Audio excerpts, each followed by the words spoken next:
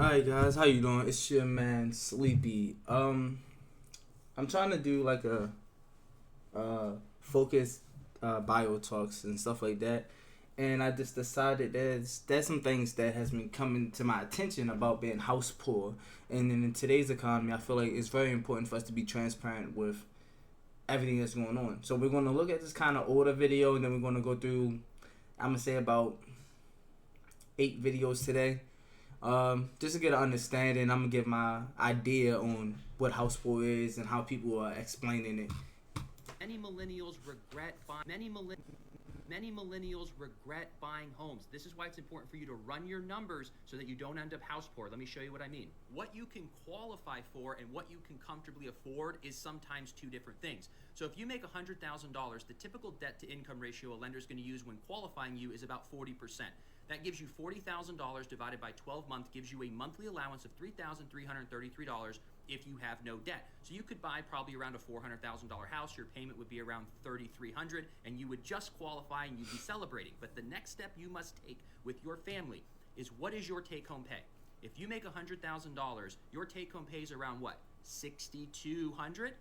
If That's your 70. house payment without utilities or anything is $3,300, that is 53% of your net pay. This is where you're creeping into the house poor area, and you don't want to be there. But I understand your frustration, because you're like, hey, I make $100,000. How can I find anything for under $400,000? Because back in the day, the financially responsible thing to do was to have your house payment be about 30% of your net. But if that were true for someone making $100K today, they would have to buy a $240,000 home, which doesn't really exist in most places. So I understand your frustration, but when you sit down with your lender, also sit down with your family, talk with your lender, and look at your net pay so that you don't end up house poor and you can actually enjoy the home you're purchasing.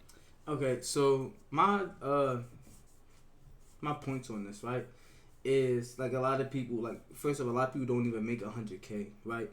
But like, this is just starting off, like the tip of the iceberg, because you still have to put up for your savings in case anything breaks.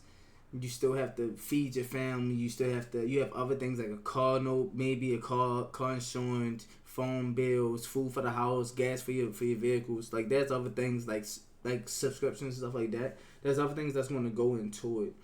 So if you are one that makes 100K and you then net 6,200, and automatically, let's just bring it down for easy math. 3,200 goes automatically towards your house. Now you have $3,000 left to last you for an entire month. So assuming you don't have any medical debt, any school debt, none of that, and you have $3,000 left, then you have a decent sized family, maybe you, a wife, a kid. Y'all gonna spend maybe $500 a month, and that's on like the low end if y'all don't go out, on just food. That's $2,500. You have $2,500 left. Let's say that your gas, electric is pretty high with your water, $400 or $500. That's $2,000 left. Now you got a car note, car insurance, phone bill. That's if it's not paid off. Internet, because in today's age, everyone has internet. So you got gas for your car, internet, car insurance, car note, and if your wife also has a car, then that's 2 car notes and 2 car insurances. Which the car insurance might be grouped together. Even if that's $1,000, right? You now either have a situation of where you're saving for the house, or you have a savings for yourself. If everything that I just mentioned is only $1,000, and I think that's pretty much the issue right there, because now you are put into an issue of, if your savings is going to be that $1,000 every month, and then something breaks, and you have to use that savings then to fix that part of your house, or if your property taxes go up randomly and it reduces some of that, or something, a major, like some car accident or something happened and you have to fix it. Now you're in a situation where you're not making that much money. So now, yeah, it is an issue, you know? Let's look at this person. Ever heard the term house poor? This is an example of a home, lovely home, good size. The problem is that it needs repair everywhere. Needs new flooring, needs new carpet, needs a new roof, needs new siding. This is what I would call the owner was probably house poor. It means that, yes, they could afford their mortgage, yes, they live in a lovely neighborhood, but they couldn't afford to maintain it. So as much as we talk about home ownership and how great it is, you need to make sure that you purchase a home that you can afford to maintain it. So even if your lender is giving you $300,000, you might go 250, 275 just so that you can afford to maintain the home. I know that's a tough call, but being house poor doesn't allow you to maintain the home, and when you go to sell it, you're not going to get the price you want because it hasn't been maintained. So, food for thought. And that's the situation that a lot of people who bought houses during COVID, who bought houses in the last couple of years, like I want to say 2 to 5 years, that I've been seeing are dealing with. They're dealing with the issue of, again, as we just seen, you're qualifying for a mortgage that's a good percentage of your income, and let's assume that 100K is the net income, like for the house, but gross income for the house. And y'all paying all this, and both y'all have jobs, you have to eat lunch, y'all have to eat pack lunch, you have to take the kids out, probably have to pay for daycare. It's a lot that's going into it. And what she said nicely is that when expensive come up, because owning a house, expensive will come up. Your water heater might burst. Your pipes might burst. Your kitchen might have an issue, and you need to hire a plumber. Like, there's a lot of things that can go into it that will literally just derail you. And when you can't fix them, or when they, like, one little problem sits around for a while, and then it becomes a bigger problem, then that bigger problem becomes an issue. Now you're in a situation of where, hey, I'm gonna try to sell it because I can't afford them to like maintain it. But let's say that you bought a house for $350K and the shed is messed up because the roofing of the shed is messed up. You can't afford a new roof, and now you gotta sell a house for $300K because it's going to be reflected in the price. And now you're just losing money. You're just losing $50K profit, ideally, if you've been living in the house for a while, because now you have to take that loss to even sell it.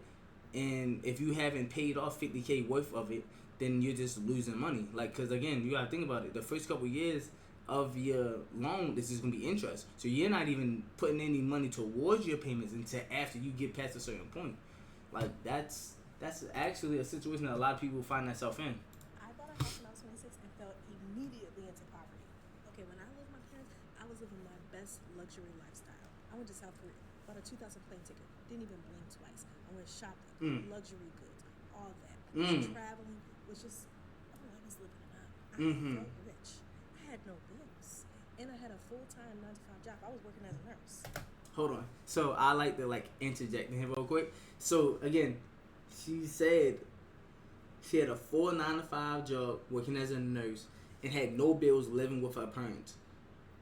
And she was spending $2,000 here, $1,000 here, all that. That's the freedom of not having to pay for bills. Like, no shit her, but like when you still can live with your parents and you can work like a regular job. A lot of people are put into that situation and they don't know how to actually budget. Like, I'm not saying that her budget was stressed because clearly she spent $2,000 to go to Paris, whatever. But I'm saying like that crutch of living with your parents and not having to pay like any significant bills. Now you are just like, oh, cool, I'm going to get this money back, right? So you never really learn how to tell yourself, no, I don't need that. I want it, but I don't need it. And that comes to bite you later in life when you haven't really budgeted well. Okay, I was killing it. I bought my own house. That first mortgage payment came in, and I was like, oh, this is a situation. But at first you think you can handle it, right? Like, what's a couple thousand? What's a couple thousand? I got it. But then the pipes in my 80-year-old home broke immediately as soon as I bought that house. Wiped out my savings. Then another thing, this is why you need your own inspector, like someone that you trust, not one that the buyer's gonna have, to make sure everything's good and like recommend. No, that's why you need your own inspector. And sometimes like a lender, like Navy Federal and USAA will have their own licensed like inspector come out and inspect the house before they approve for that loan to be used for that house. Like, it's that bad, because even if you get a brand new construction house and the constructor has an inspector, they're not there for you. They're there to get a port of that profit and get the house sold. So you got to make sure that you have an inspector that you trust, that will tell you, hey, you're going to owe this. This is a bad thing. This is broke, or this is looking funny. We need to look into that more. Like, that's that could have avoided these pipes being like burst, because I'm pretty sure that a good licensed plumber who's been in their game for a while would have been able to look at these pipes like, this doesn't look normal, because they just don't randomly break a few weeks later. There's usually signs, build up, something like that, clogging, something that they probably would have, seen. Another pipe in a different area of the house. Okay, I'm struggling. Okay, I need help. Then my neighbor's pipe, it was a twin house, her pipe broke. And she didn't believe that her pipe broke, but her pipe broke on my side of the house. So all of that water that was coming down was spraying into my home. And then my water heater broke. When I tell y'all, I went from living in the lap of luxury to destitute immediately. Now, don't get me to fooling y'all, because it was worth it in the long run, because that house is now worth like 2 times what it was worth then. So I'm actually doing pretty good. But at the time, when I tell you I was struggling, I had to go to my parents every other day for dinner, because your girl could not feed her. So again, like, she ended on note like, yo, I had to still lean on my parents so I can afford everything I had. I was hungry, right? Got it. Then she was also saying how 2 pipes burst, the water heater burst, and I swear I just said something about that earlier. But the water heater burst and everything, and that's just something that, again, an inspector would have came, looked at, checked, make sure that the water heater, like, you want to make sure that as many things in that house has been renewed, replaced, fixed, whatever you want to put it, because otherwise it's going to cost you money.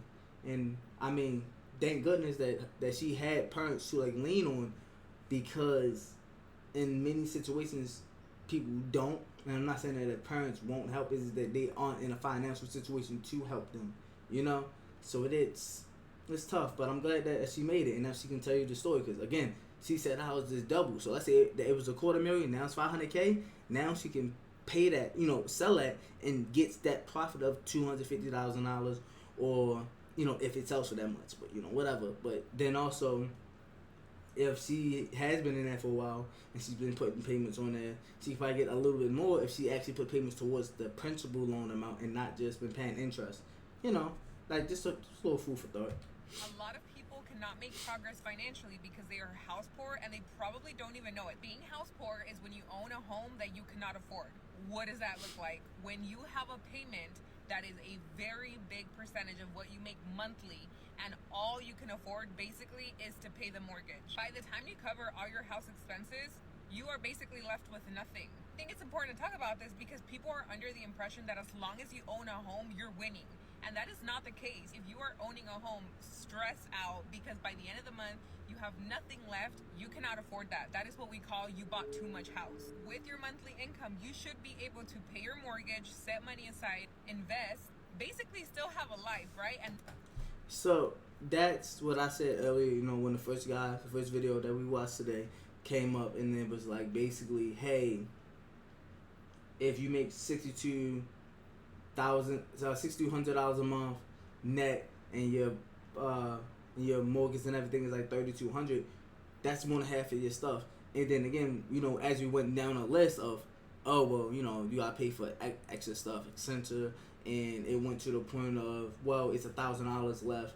Oh, you want to save that for like a house fund, save that for a personal fund, and as he said, you should be able to afford putting stuff in your savings and still doing stuff. Because again, that's not a savings for like, we're going to go on a family vacation later. That's just a savings just in case something bad happens. Like, what if your dishwasher breaks? Like there's so many things that can happen, and I feel like that this is just personified in front of your face, and not feel like you're drowning, and not feel like you can't breathe. The biggest, smartest way to do this is waiting to buy a house when you are ready. Not when the pressure is, when are you going to buy a house? When are you going to buy a house? Oh, everyone buys a house when they get married. Why aren't you?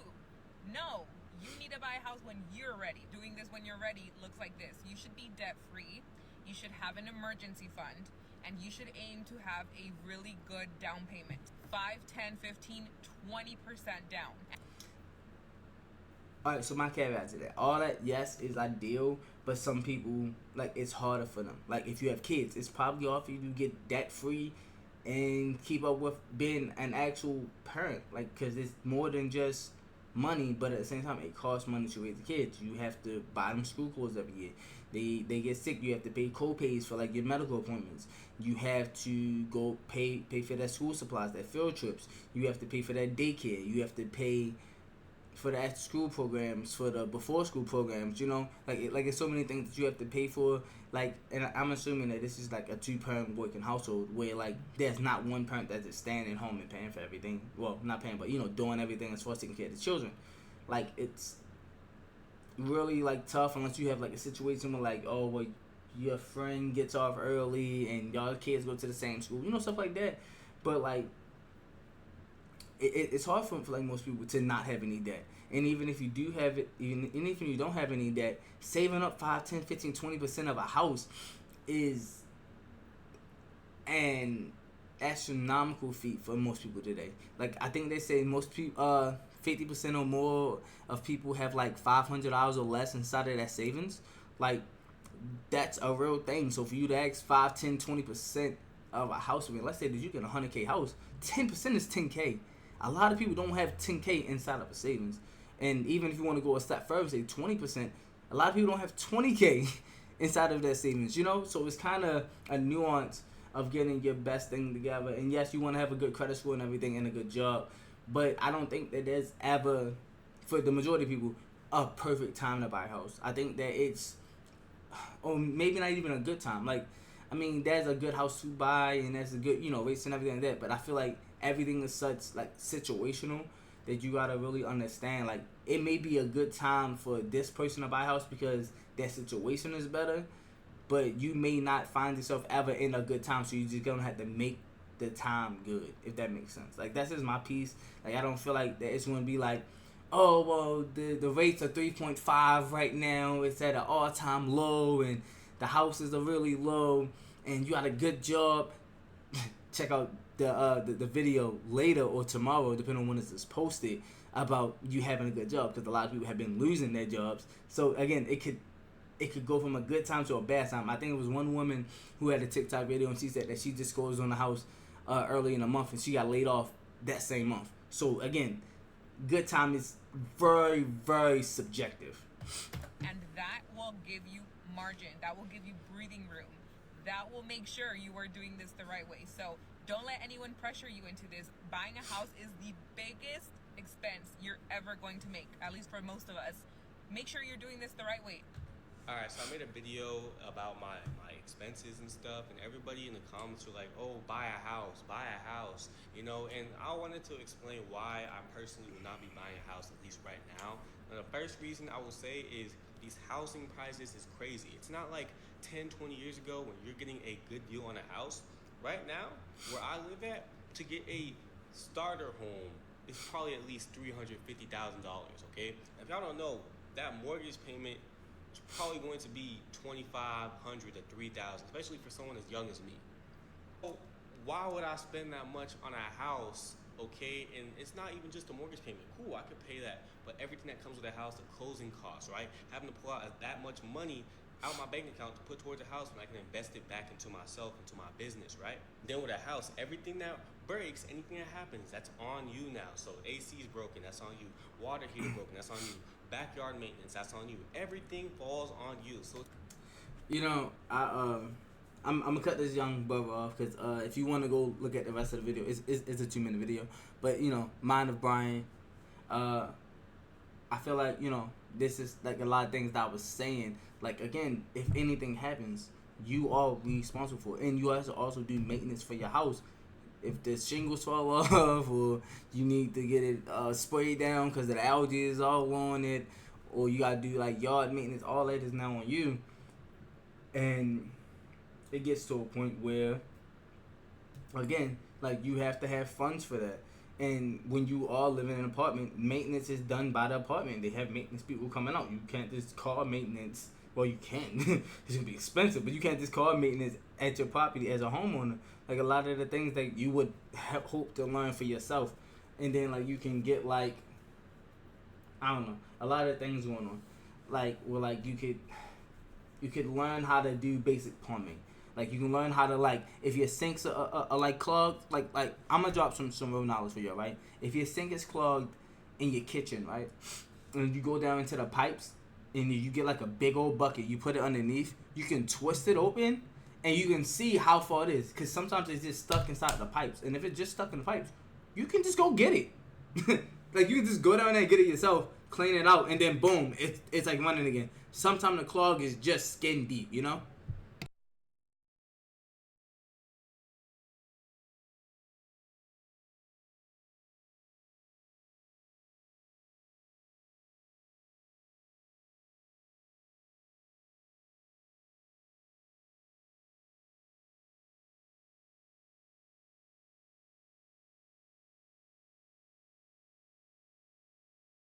Hey, listen, normalize to not go buying a house and becoming house poor. Normalize buying a house and becoming house poor. It's not talked about enough. So many people are house poor. So many people are house poor. And when I say house poor, people can't even afford their mortgage. For real. People are getting $2,500 mortgages knowing that they can't afford that. Not only that, people are closing on homes with significant others. And as they're closing on a home with significant others, anything can happen to the significant other. Anything. And guess what? Now you are on your own with those bills. And those bills are extremely too high for you. So now the home is going into foreclosure because you can't afford the mortgage. Please normalize buying a home and being house poor. It's not talked about enough. It's not talked about enough. And it's crazy because I'm in a lot of Facebook groups and I see this a lot what goes on. Some people are in upside down, flipped up situations because the house won't sell because it's too high. They bought it at a high price during a certain time and the house not even worth that for real. So remember at the very beginning I was talking about how some people bought houses like, 2 to 5 years ago, maybe even 8 years ago, where it was like, the rates are like this, and the housing market is going to keep going up, and then it just didn't, So you overpaid a house $20K, $40K, $50K over asking, just to get it, and you find out the house is $100K less than what you paid for, Like, y'all was in bed wars with each other to try to get a house real, like that right now, and then now you're stuck with it. And, this lady makes some good points. And then even the person on the side, like right here, says rent is $2,800. Yes, I'm in Maryland, and the 3 bedrooms are definitely 27, 32 plus to live somewhere decent. Some aren't. In Atlanta, they tax me. So, again, for this, about the some aren't thing, and then listen. In Baltimore, Maryland, right? A 3 bedroom in a decent neighborhood, yes, it's like $2,000. If you want to live close to the hood or in the city, you can find something for less than 2, but it's really gonna be close to 2, maybe 18, But if you live in like a great neighborhood with a 3 bedroom, and mind you, the ones that's 18 probably aren't three bedrooms. But if you want a 3 bedroom in a good decent neighborhood like this, yeah, you're paying like 22 plus, like, like. You're living right next to North Avenue with like the junkies. You're living right next to Penn North. You're living right next to the drug dealers. Like like it's a very tough spot for like renters right now too. So it's not one size better than the other. Okay, so a lot of people are house poor. Let's do the math and let's talk about it. Everybody want to flex. I got approved for this much. I got $500,000 home. Got the keys. Okay, that's cool. But let's run the numbers. Your pre-approval was $500,000. That is not a recommendation, baby. That is a limit. That is the absolute limit that the bank is willing to risk on you. And baby, if your realtor pushed you to spend the whole $500,000, you did not just buy a home, baby. You bought stress. Because let's be real, that's $3,500 plus monthly payment. Like, that shit is a lot. $3,500 is not no easy money to come across. I don't care what nobody's saying. Add your car note, add your insurance, add daycare, add gas, add groceries, add utilities, and whatever else bill you can think of. Man, shit, add life. Suddenly, you're not living in your dream house. You're drowning in it. And that is the exact example of what house poor is. The house looks good on the outside, but inside it, you're crying in it. Because every dollar you have is tied up in keeping the lights on. It's tied up in your house. You can't do shit else but live inside your home. And too many people fall into that trap because nobody told them how to build wealth. Nobody told them, like, slow your roll, take a chill pill, let's revamp and think about this. Just because you can buy up to 500K doesn't mean you should. But I'm gonna tell you, because I'm not here to max out my commission on your expense. I'm here to make sure that you actually buy smart. Sometimes a smarter move is a 350K home instead of a 500K home. Sometimes it's holding back 100K so that you can actually have breathing room. So you can invest and so you can live. A lot of realtors not gonna say this because they don't care if you house poor. As long as they not broke, they good. But me, I actually care because I wouldn't let nobody get over my mother. I wouldn't let nobody get over my father, my grandmother, my brother. I'm not letting nobody get on nobody that's close to me. At the end of the day, like, this is not gonna happen. Because if you win long term, I win too.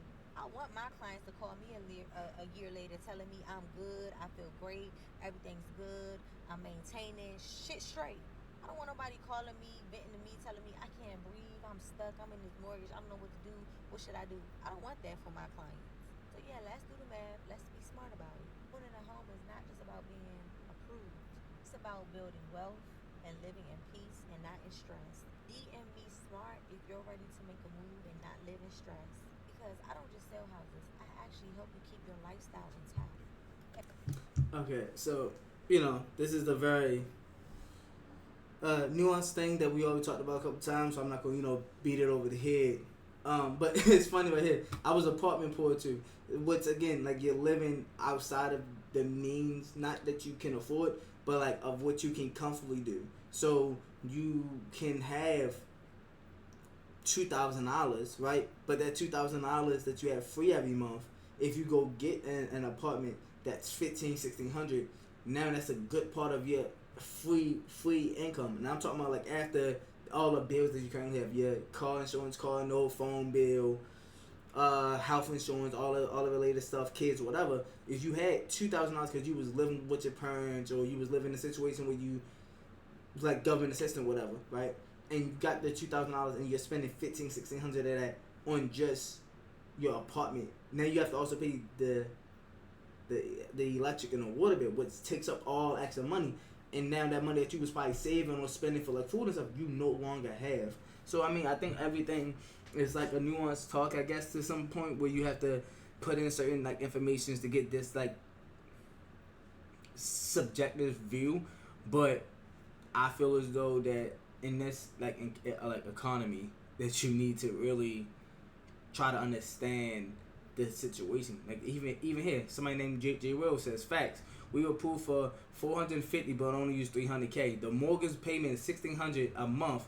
4-bedroom house, 3-bathroom, 2-car garage in North Carolina, and 50% off taxes due to being a disabled vet. First of all, like the comment, thank you for your service.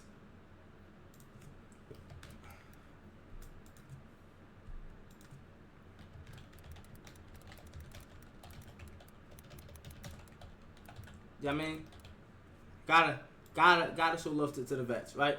But again, and I'm assuming that he didn't put anything down because vets can use the VA loan. Not a shocker. But again, that's in North Carolina.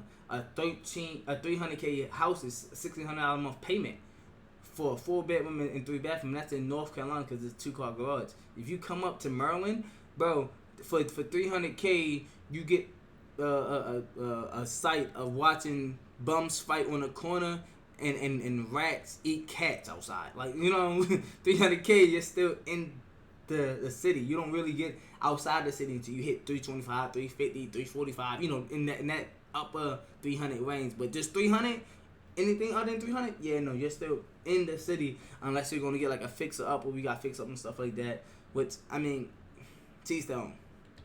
You're making $80,000 a year. This is the house that you can afford in 2024 without being house poor. The median household income in the United States right now is $87,000 a year, but we're going to assume that you make $80,000 a year. So that means that before taxes, you're making $6,667 a month. You got to pay taxes, so that actually comes out to $5,000 a month. But here's the thing, you'll get approved for 30% of this number, which is about $2,000 a month. Not even about, it is $2,000 a month. Don't let lenders fool you. Don't let a real estate agent fool you.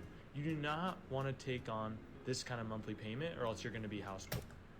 Alright, so I'm gonna kind of cut this off, right? If you have a $5,000 net, because we do not care about grocery, because you do not see that $5,000 net, and you're going to spend $2,000 on just your house payment, you have $3,000 left. This sounds like a very familiar situation that we just talked about 3 times already in this video.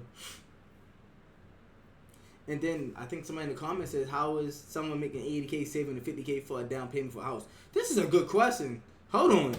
Instead, what you're going to do is you're going to take 25% of your take-home pay after taxes, which comes out to $1,250 a month. And that has to cover your insurance, your taxes, your principal, and your interest. We're going to assume that you're going to get about a 7% interest rate right now. That means that you should try to get a loan of $150,000. We just talked about this. $150,000 is you living off of North Avenue and Pennsylvania Ave. You got the bums outside. You got the drug dealers outside. You got the cops outside. You got people getting shot. People getting robbed. People trying to sell you coke and other stuff.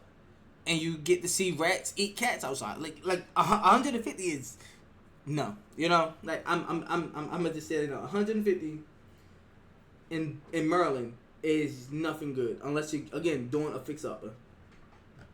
This means that if you put down a down payment of $50,000, you could get a home that's $200,000. Okay, yeah, no. So somebody who makes $80K, saving $50K for a down payment, and you make $5,000 a month net, right? That would be saving 10 payments. I mean 10 paychecks. Well, 10 monthly, you know, whatever. Unless you live at home, like with your parents. Again, that's what people don't understand. If you can live at home, stay at home, bro. Cause you know, if you save one check every year, that's 50K, but that's 10 years, right? The only way to do that fast is to either work overtime, make more money, which not everyone can do, or not be responsible for significant bills. And save up and save up and save up. And I'm not gonna lie, like not everybody is in that situation. Some people are in a situation where if you're staying at home, you're still expected to help and contribute instead of save your money. Which again, I mean, it's a culture thing, whatever, blah blah blah. But there's a lot of different cultures in the United States, in particular, where like the parents, oh no, if you're in school or working and you're just trying to figure life out, save up your money, whatever, that's fine. And they'll give them that grace of not just 18, 21, then you gotta get out or pay the bills. No, it's like 30, 34, you know, because they're not in a rush. They want to send their kids out there ready for, you know, the world. And if you even click on this, it's called saving for about 15 years, yes. Not if you have passive income. Bro, I hate this, right? I hate this passive income thing as if it's such a common thing in today's world. 80K salary is not enough to have passive income, right? That's not living off of 80K then. See? Again, that's the point. You would have more than 80K, right? But this, not if you have passive income. Bro, you know how hard it is to have passive income? Like, a lot of people would have passive income if it was that simple. Like, it's just a... Bro, that's either somebody... It's either like one out of 3 things. It's somebody that doesn't know what they're talking about. They just use like buzzwords. Somebody who has no real like understanding of the common people because they're either well above it or just are not responsible for their own finances. And then the third one is just they're like a kid or something that's just like ignorant to the whole situation entirely. And I think that this is actually my last video for the day. Yeah, it is. Alright, so thank you for coming around. I kind of just, you know, I'm going to throw some basketball stuff on here, like some NBA 2K stuff, because that's what I play mainly, and I'm going to use my clips for this. If you want to see any other games or, you know, if you want to see anything else where I talk about my points, just let me know. I'm going to edit this up. It ain't going to take me long. I'm going to just fire this out, and I'm going to start trying to do videos now that I will be home more. And thanks. This has been my thoughts, and I guess I'm going to call this SleepySpeaks. And Thank you for coming. Enjoy yourself. Have a blessed one.